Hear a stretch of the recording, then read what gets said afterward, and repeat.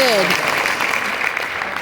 So we were able to do that, and I think that that is something, so now people are looking at the learning loss and everything. So in Florida, over the last 2 years, there's been no increase, no widening of the achievement gap between rich, poor, black, white, because we had kids, and you know what? The California school closures and all these other places, you know, that hurts disadvantaged kids the most. Yes, They're it does. the ones that were put.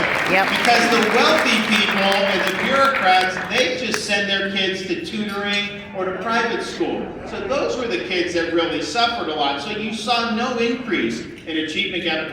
In these other places, you're seeing, you know, massive problems as a result of that. You're going to have so many kids that just totally fall off the radar as a result of that. We had families that would move their kids here because they couldn't go to school in person in these other states, or because they couldn't play sports, or they were denied these basic opportunities, which are so integral to people's life. So we stepped up and we did that, and the results now speak for themselves. In fact, you look, we just talked about, we put out last week some of the test scores that we have. You know, we're seeing our scores increase in the state of Florida and across all demographics. That's right. And so that's really what success is all about. And what we were able to do by just doing the right thing, even when it wasn't easy, was really save the childhood for so many kids throughout the state of Florida. And that's something that's going to make a difference for years and years and years into the future. And you know, it wasn't just the K-12.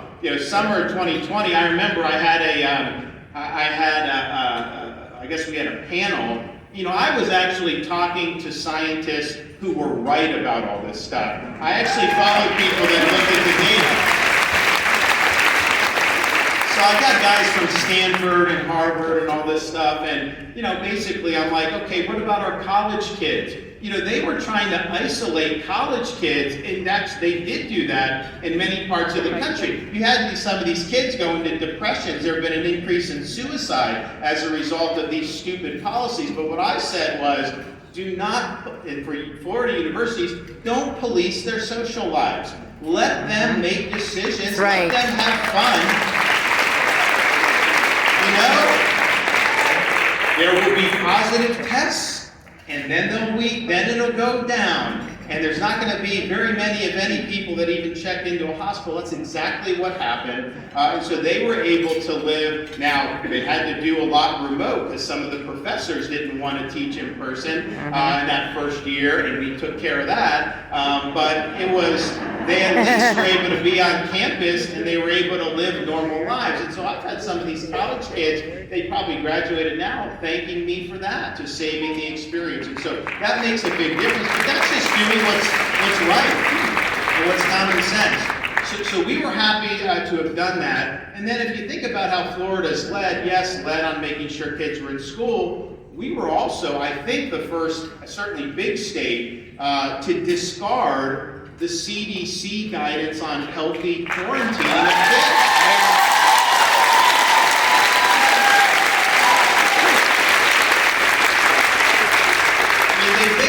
Would say, like, you know, someone tests positive, and then anyone that was in the lunchroom, you know, at that time or whatever, the parents would get a call at like 5 o'clock in the afternoon. Oh yeah, you know, Johnny is not allowed to go to school because of an exposure. Well, he looks good to me. Well, no, out for 2 weeks is what they were trying to do. So first of all, that is not evidence-based to do that. Second of all, that is hugely disruptive for families and for students and for everything that goes into that. And so I was able to bring on a Surgeon General from UCLA.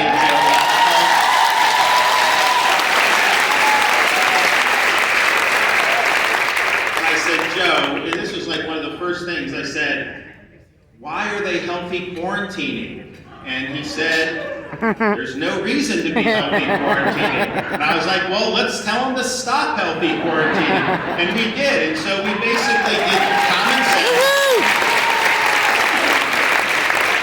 You know, some someone's sick, fine, send home. There's nothing wrong with doing basic precautions, but to take a healthy student and to basically quarantine them for no reason was not something that was good. So we were able to do that, and that was so much better for families. It was so much better for the students. You would actually have situations where you would have, like, multiple siblings, like one would be quarantined, one would not. I mean, it made no sense what was going on. And so we were able to do that, and that's the thing.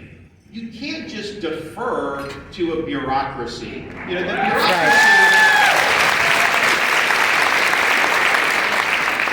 The bureaucracy in this country has gotten things wrong time and time and time again across so many different subject matters, not just COVID. We can go through the whole 9 yards of basically failed agency after failed agency. And so you hate to see it, but when I have agencies like the CDC denying that people that recover from COVID have protection and have natural immunity, which is something that has happened with every respiratory virus, when they said no and they tried to say that an mRNA vaccine was better immunity than prior infection, what has every study since then told us? It says just the opposite of what the CDC said. So these are just things people notice. And it's the same thing